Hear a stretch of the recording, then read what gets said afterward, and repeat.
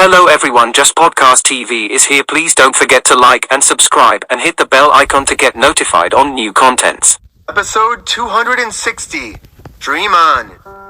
Zach had been thinking about Ashton's sudden arrival. It wasn't easy for him to get the news, so he became energetic all of a sudden.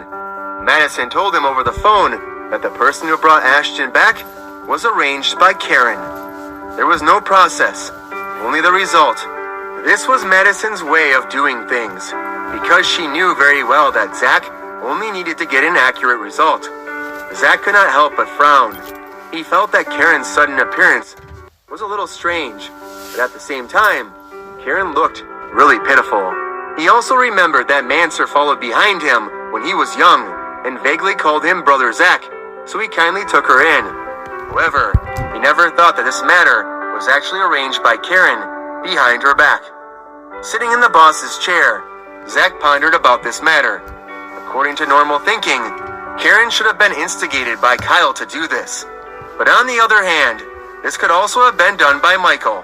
Michael realized that Kyle was playing dumb, so he deliberately framed Kyle. Of course, it could not be ruled out that if it was Kyle who hit himself in the back and deliberately lured Zach to target Michael. He actually used me as a gun to order me around. He really thinks too highly of me. Zach knocked on the table a few times, then called Donnie and the others. Some people found a hospital to bring the equipment, then drove straight to Georgetown. That afternoon, Zach arrived at Georgetown. When he saw Karen was at home washing her clothes. It could be seen that she had truly integrated into the life of the countryside. No matter how she dressed or anything else, she was very rural. Other than her beautiful face and good figure, these 2 points were still incompatible with the countryside. Hey, why are you here? Karen was especially happy to see Zach at the entrance of the courtyard. This could be seen from the bottom of her heart. Therefore, Zach had some doubts in his heart. He did not understand why Karen would be happy to see him after doing such a thing behind his back.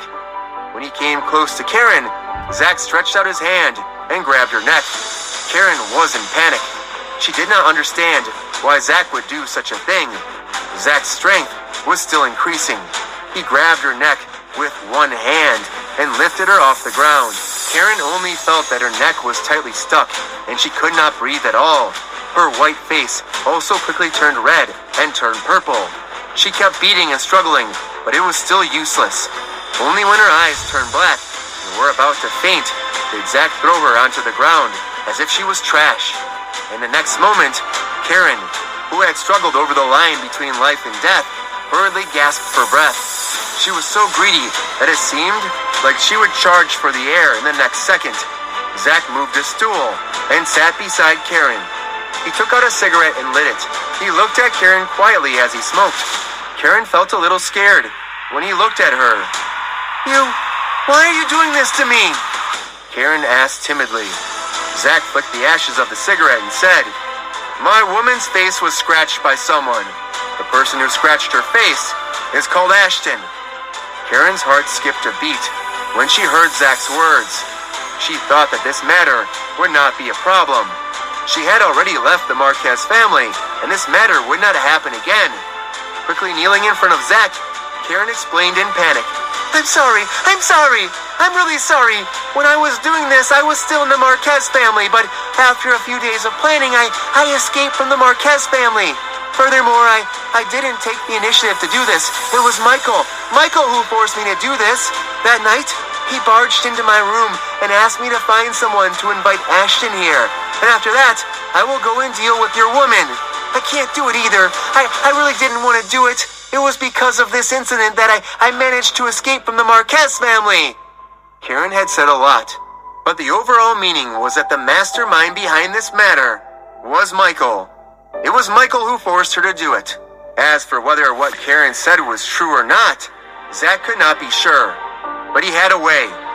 If what Karen said was false, she was arranged by Kyle. As for Karen's lover from before, she was good with her first love. That was fake. The child was Kyle's from the beginning to the end. The person who fell into the water earlier was in the hospital morgue. Zach had already arranged for a doctor to collect DNA. He would wait until noon when Manser came back from school to get his DNA for comparison. Then this matter would be known. If the two DNA matched, then what Karen said was true. The child was indeed not Kyle's. But if the DNA did not match, then Zach had to consider how big Kyle and Karen's performance was. Do you have anything else to hide from me or lie to me? Zach asked coldly. Karen shook her head. No, really, no more. Zach nodded. You better be telling the truth. If I find out there are lies, I promise that you and Manser will suffer. Karen quickly begged. I dare not. I really dare not. Furthermore, I did not tell a single lie. At this moment, there is nothing that I am hiding from you. I really did not lie to you anymore. I hope so. Zach returned to the courtyard. The doctor, who accompanied him, soon came back and nodded at Zach. His consciousness was very clear. The DNA of Karen's first love had been extracted.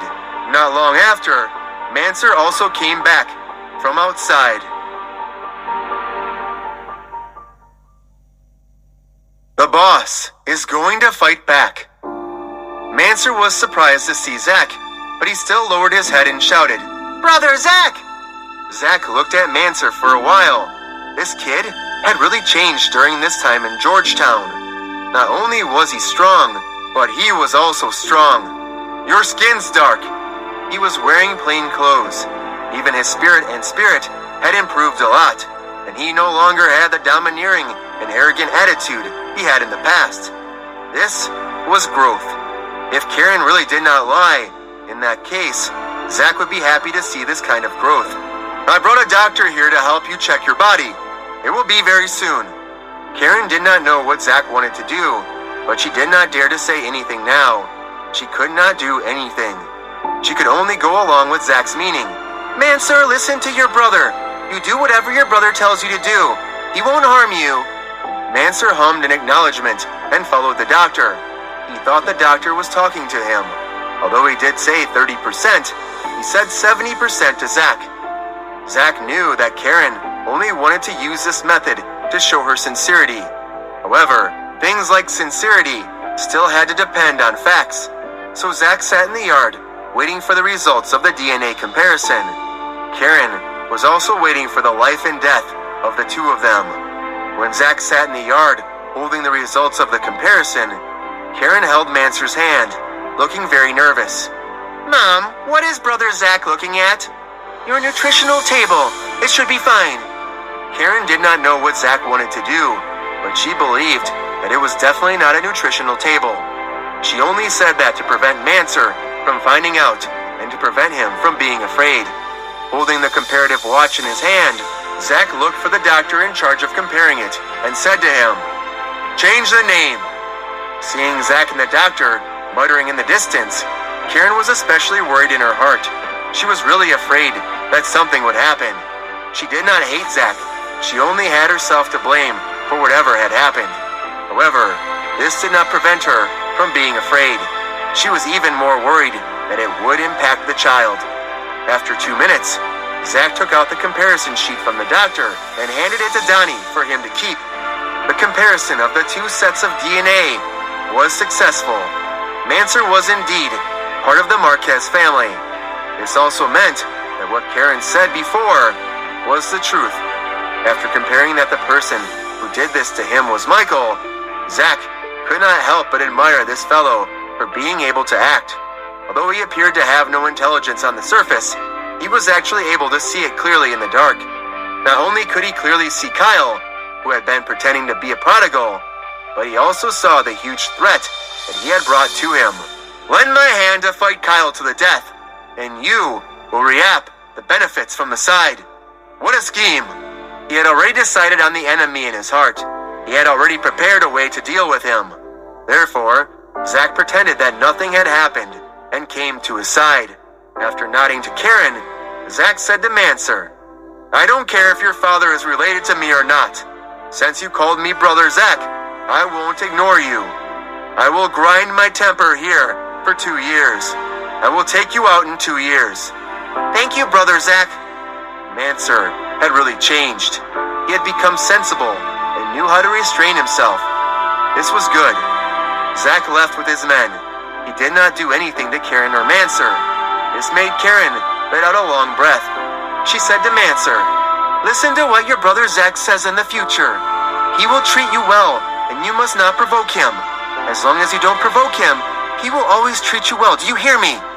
Manser nodded, indicating that he understood. One night, 3 days later, Karen was bathing in her room. Georgetown could not be compared to the other places. There was also a bathroom and a bathhouse. Bathing could only be done in the bedroom. However, she didn't care too much now. Being able to live safely and having a good future for her son, she was already very pleased. As for the riches of the past, she thought it was just a dream.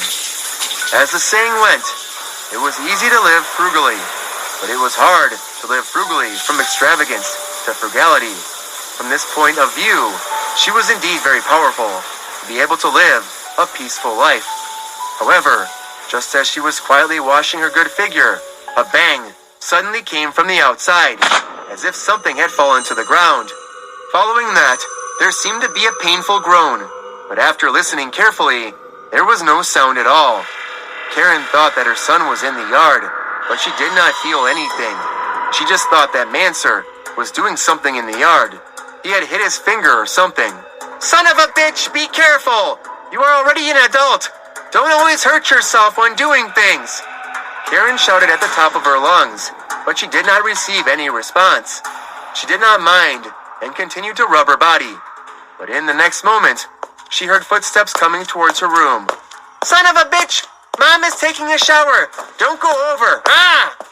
Before she could finish, the door was pushed open, and a man stood in the door with an evil smile on his face. Karen knew that man. He was the bachelor, Derek, in the town. He was over 40 years old this year, and his family was poor. Until now, he did not have a wife. Usually, he seemed to be an honest and well-behaved person.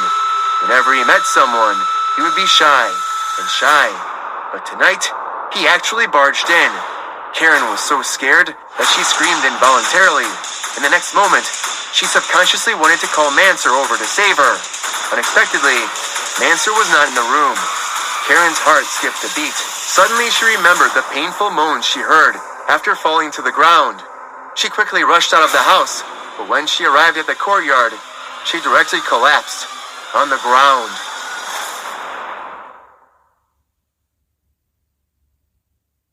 Episode 262, The Biggest Fool in History. Zach sat on the sofa in the office, with his legs crossed and smoking. He was thinking about how to deal with Michael. He had already thought of a way, but he felt that it was not appropriate. He wanted to use a more suitable method. However, it was not easy to find a more suitable method. If they did not openly fight each other, they would not do something as absurd as finding someone to kill Michael and make the old fox sad. They also had to make Michael pay a sufficient price. This method was not easy to find. Therefore, he thought that it would be better to use the current solution to deal with Michael. Just as he was thinking about it, his phone rang. Zach picked up the phone and looked at it. Dustin's name was displayed on the screen. Zach was very surprised. He did not understand why Dustin called him. After picking up the phone, he asked with a smile, "Chief, what do you need me for?" As a result, Dustin's anxious voice was heard before the voice faded away. "Zach, I'm sorry. The mother and son you sent over were killed by someone." "What?" Zach stood up, his eyes filled with disbelief. 3 days ago, he went to Georgetown and promised Manser a good future. In just 3 days, Karen and Manser were killed. Zach rushed to Georgetown again. He had to find out what happened to Karen and her son's death. On the way, he used his connections to get information from the local criminal police team. The murderer was an old bachelor named Derek. He had been arrested. The preliminary hearing result was that this person seemed to have an idea, and the murder weapon was a dagger. Zach did not believe it. He had never heard of anyone who had a lecherous look on his face with a dagger in his hand. According to the villagers, Manser had been stabbed more than a dozen times. The deepest wound on his neck was fatal. Karen, on the other hand, had cried all the way from home, "Return my son's life!" and rushed towards Derek's house. In the end, she died under the same dagger. However, after listening to what the criminal police team said, Derek only killed Manser and did not kill Karen. After he forced Karen, he wanted to break her jaw, but couldn't. However, he could not bear to kill her, so he ran away in a panic. The criminal police also said that by deducing the time of Karen's death, Derek had already escaped. As for the dagger that killed Karen, he had thrown it to the side of the road in shock. As for why it was inserted into Karen's chest, he did not know.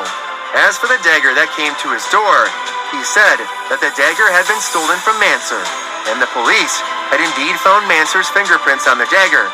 This also meant that Derek had not been arranged to be killed. He had indeed seen some changes in Derek. As for Karen's death, it had nothing to do with him.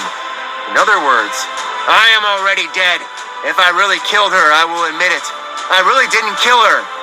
Manser was killed. Derek did it. Manser saw him climb over the wall and enter the room. He picked up his dagger and wanted to fight with Derek. However, his little strength to kill chickens was not as strong as Derek's strength that had been honed from a young age. The dagger was taken away, and his eyes turned red in the fight. He stabbed more than 10 times and found that Manser was still humming. He wiped his neck again. After entering the house, he strengthened Karen and drew the dagger away on the road to escape. The person did not escape and was caught by the criminal police. However, he heard that Karen was also killed by the dagger that he held. After understanding the entire situation, Zach felt especially furious. He didn't know whether it was Michael or Kyle who did it, but there was one thing he was sure of. None of them were good. Therefore, the revenge plan that he had put aside for now had been brought up. A week later, Karen and Manser's corpses were cremated and buried in the local cemetery. Originally, outsiders were not allowed to be buried here. Although this place was poor, there were many rules. However, since it was Zach who arranged it, and it was their village that killed them, it made them feel guilty and uneasy, so no one raised any objections. Dustin also expressed that he would come over regularly to help them acclimate to their new living conditions. Standing beside Zach, Dustin still felt bad in his heart. "Zach, I'm sorry. You are so good to our village, but I didn't even take good care of the poor mother and son." Looking at the guilt on Dustin's old face, Zach comforted him a little, but did not blame him. To be more precise, Karen and her son died because of him. It had nothing to do with where they were. Even if it was somewhere else, they would still die. After persuading Dustin to leave, Zach sat in front of Karen and Manser's grave for an entire night. Although the wind was cold at night, and this place was barren, and it was a graveyard, Zach did not have the slightest fear in his heart, because at this moment, his heart was filled with guilt. No matter how bad their relationship was in the past, it was all in the past. Now Karen and Manser, this mother and son pair, had a huge change, but they had lost their lives because of the internal strife in the family. Zach had never thought that the internal strife of the family would be so bloody.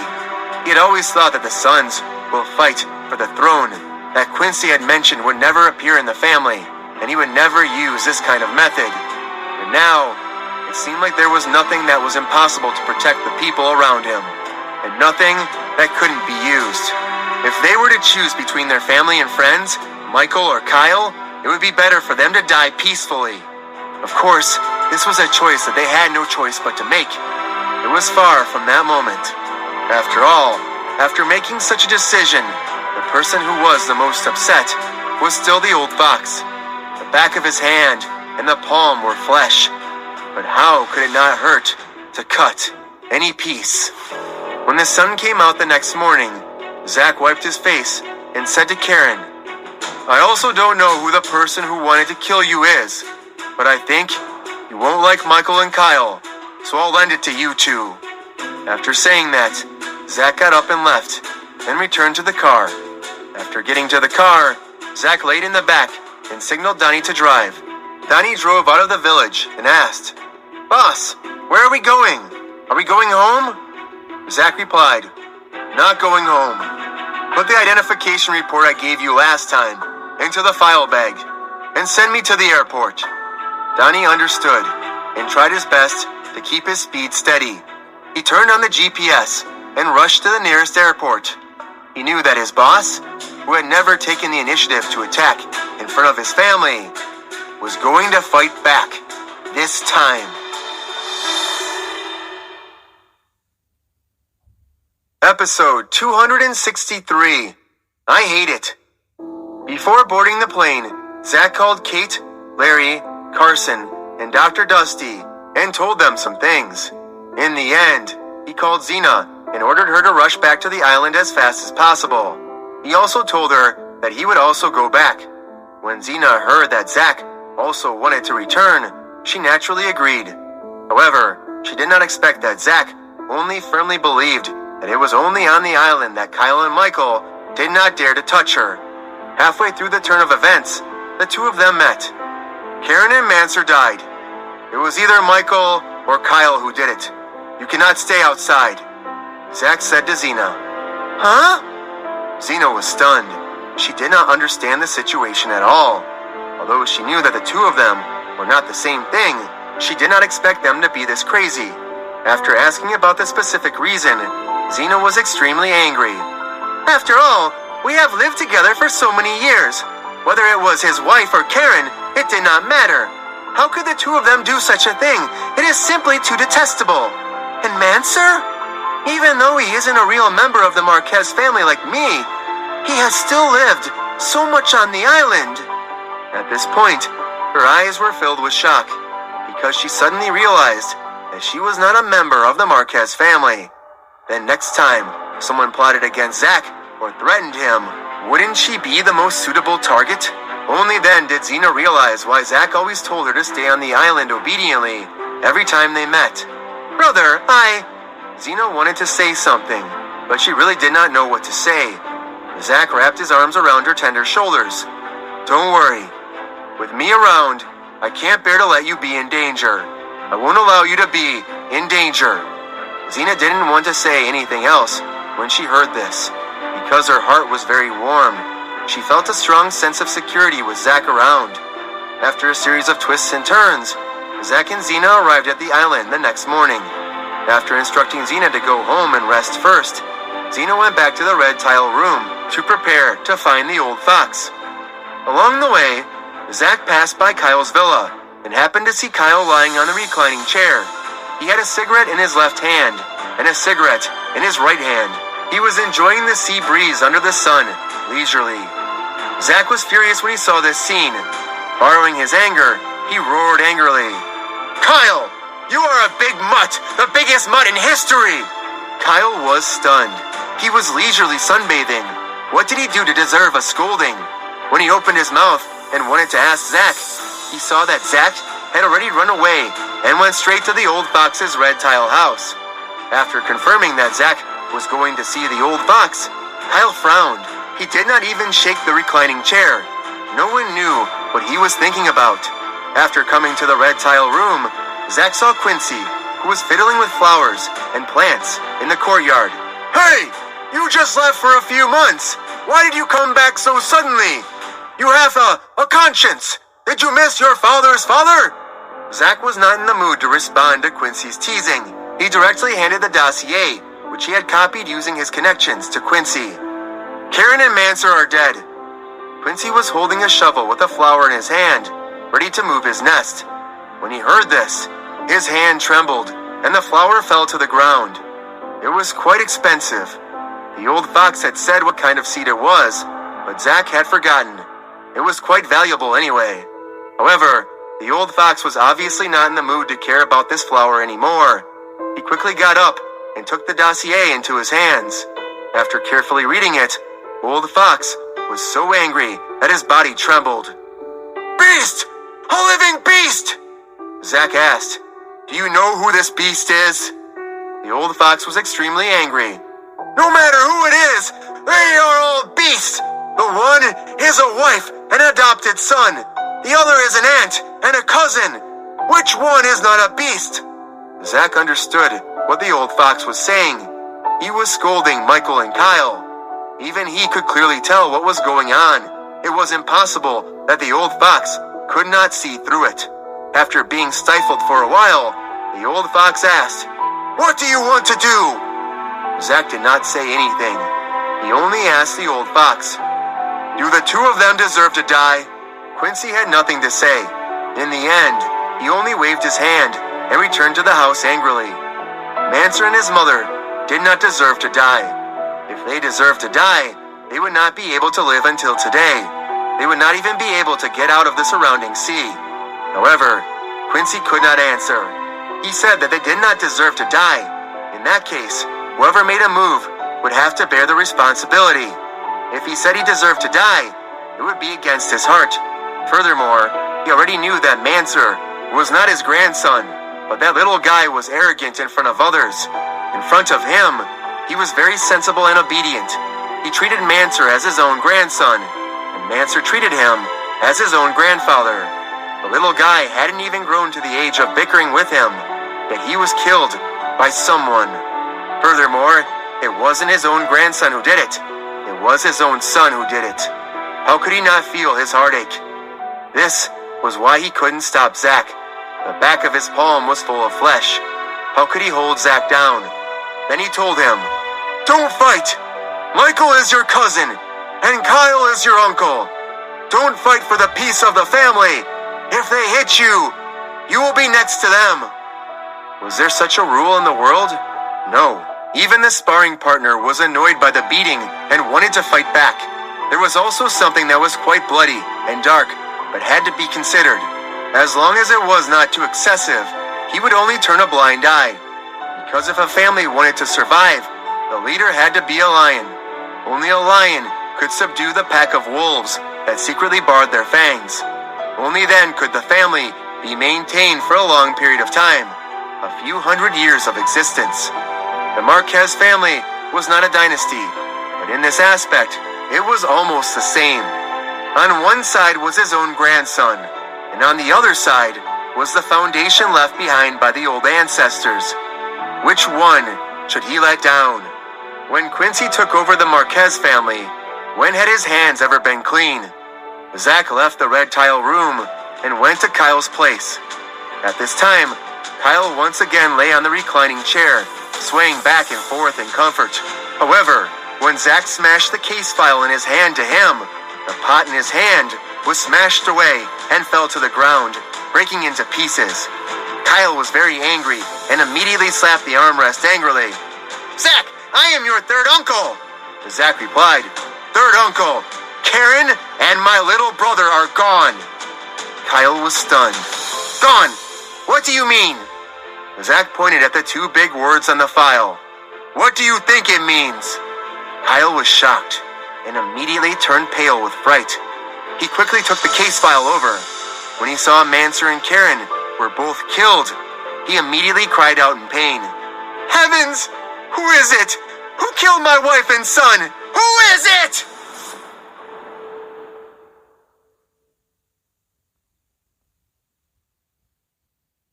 Episode 264, Kill the Heart. Kyle was pretending after all. Whether it was true or not, there was no way to know. However, Zach did not pay attention to these things anymore. He said directly, "Third uncle, you don't need to pretend. Everyone knows that you suspect that Manser is not your and Karen's child. Now Karen is gone, and so is Manser. There are some things that I don't need to hide anymore. Everyone knows about Karen, and you know it very well. So I wonder whether you are really sad or pretending to be sad." Kyle was angry at that time. He said, with red eyes, "Zach, what do you mean? Are you—" Without giving him a chance to finish, Zach waved his hand and said, "I'm not interested. I came today to tell you that you are indeed a big mess. Here, take a look yourself." After saying that, Zach handed the paternity test report that he had gotten from the doctor to Kyle. After Kyle took it and looked at it, it clearly showed that Kyle and Manser were related by blood. This also meant that their father and son, Kyle was stunned.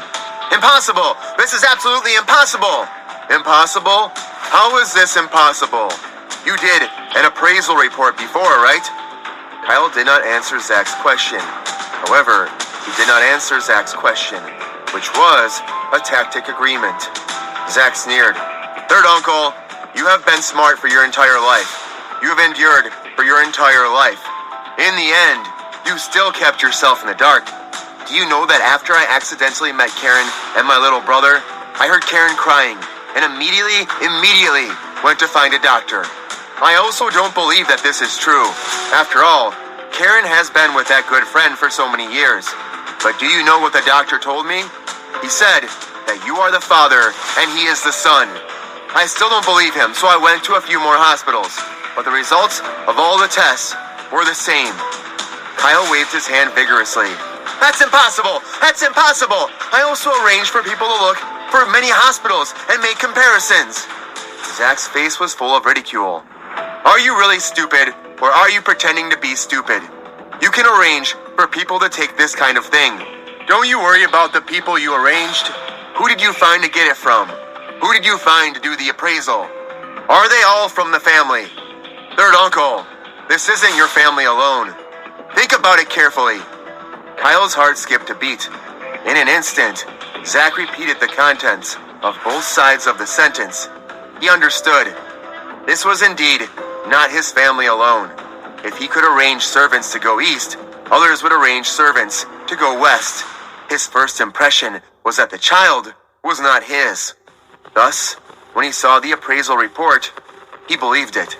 However, he was still a little unwilling, so he arranged for someone to look for another medical institution under the family to do a comparison.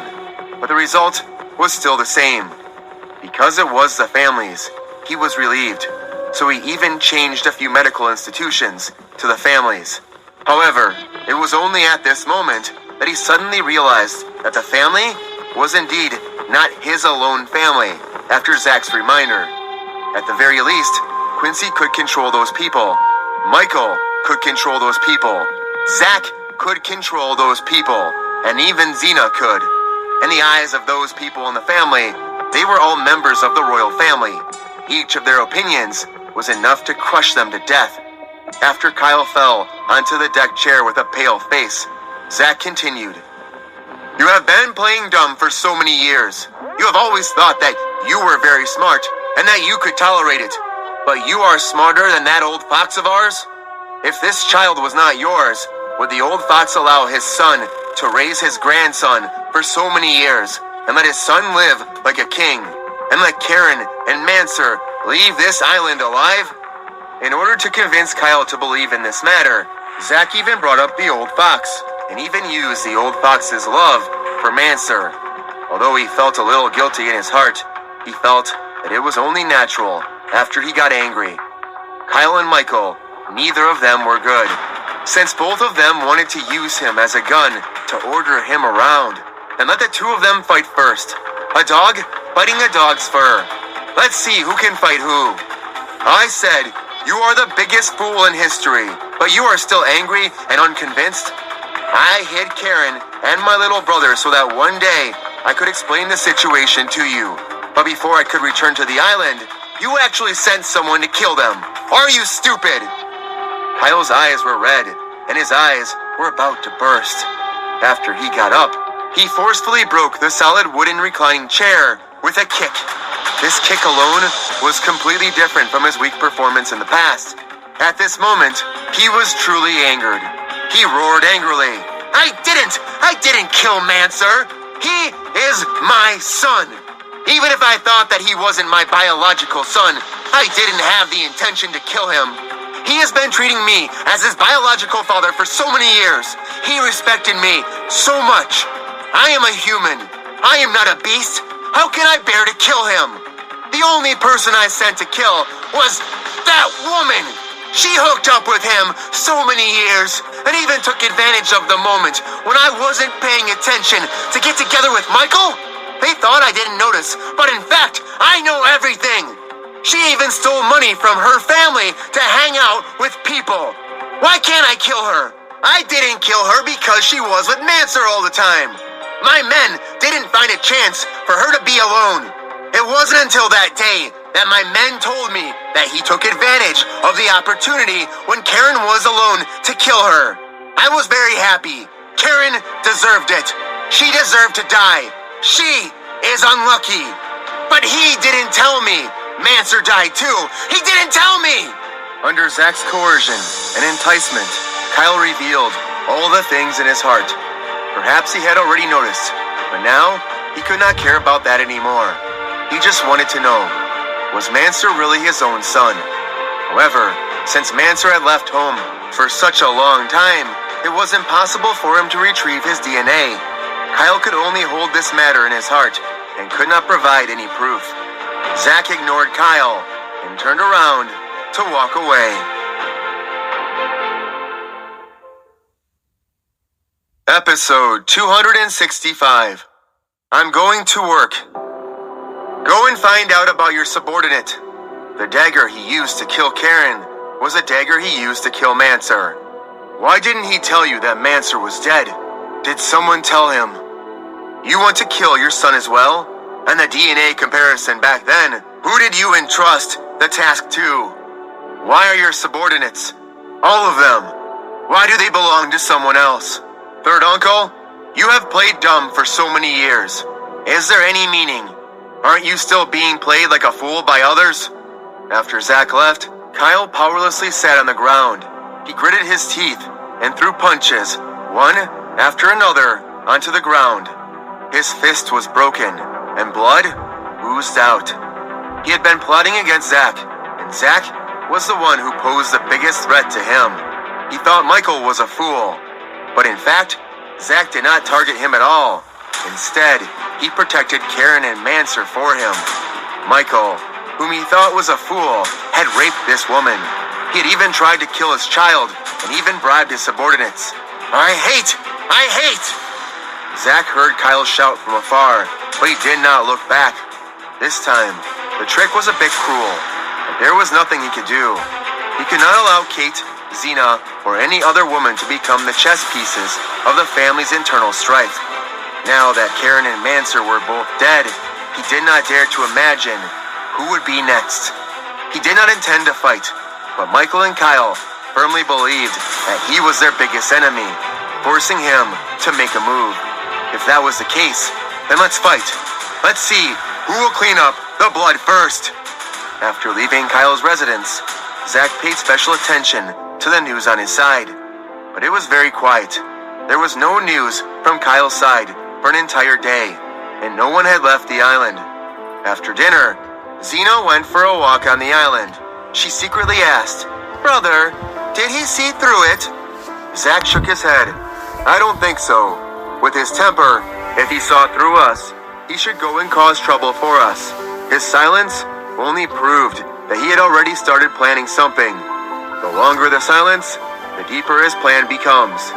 Zena made an "oh" and said, "It's just like the story of a venomous snake and a dog that the old fox tells." When Zach and Zena were young, Quincy had indeed told them such a story. Zena had forgotten the specific details, but she could still remember it. When the poisonous snake bit people, there was no movement, but the dog kept barking. Now it seemed that she thought Kyle's actions were like a poisonous snake. Zach rubbed her head, then continued to walk on the island with her. 7 days later, it was time for Zach to leave the island. After saying goodbye to Zena, Zach went to find the old fox and bid farewell. Nothing on the island could escape the old fox's eyes. Furthermore, Zach did not want to hide it from him. Therefore, the old fox knew what Zach had done to Kyle, as well as the matter of the paternity test. The death of the heart is the most ruthless. It allows a living person to live in guilt forever. It's hard to sleep every night, and it's also impossible to confirm whether it's true or not from a dead person. Turning his head around, the old fox frowned and asked Zach, "Who did you learn that from?" Zach could hear the discomfort in the old fox's heart, but he did not have any thoughts of retreating. "I have never learned it. I was forced out. You know me best. I don't fight for it at all. But you made me into a lightning rod. Right now, they're all trying to use me, against me. You're asking me who I learned my counterattack from. If you have to learn from someone, then I think it should be you. With just one sentence, the old fox was rendered speechless. What Zack said was the truth. Previously, he loved Zack so much that he deliberately set a benchmark for him. He wanted to sharpen himself and cure Zack of his not wanting to improve. However, he did not expect that his good intentions would turn into internal conflict. It was just that Zack had said. Internal conflict was not something he was willing to do. It was something that Michael and Kyle had fought over. After a long period of silence, the old fox finally spoke. No matter what happens in the future, try your best to keep them alive. One is my son, and the other is my grandson. These words made Zack even more unhappy. It was as if he was saying how fierce he was, as if he was determined to catch these two people and not let them go. He replied, Grandfather, I don't want to fight. I don't want to fight. So you can't tell me these words. But there are people who want to kill me. People who want to kill the people around me. You have no reason not to agree to my counterattack. You never told me about what happened to you back then. But back then, there were 7 of your brothers. In the end, 2 of them were crippled. 2 of them ran away from home and disappeared. And the remaining 2 unexpectedly died prematurely. Could it be that these things weren't things you personally experienced when the 7th son fought for the throne? Quincy was furious. His palm slammed onto the table beside him, shaking the teacup until it fell. How dare you! Quincy angrily pointed at Zack and scolded him.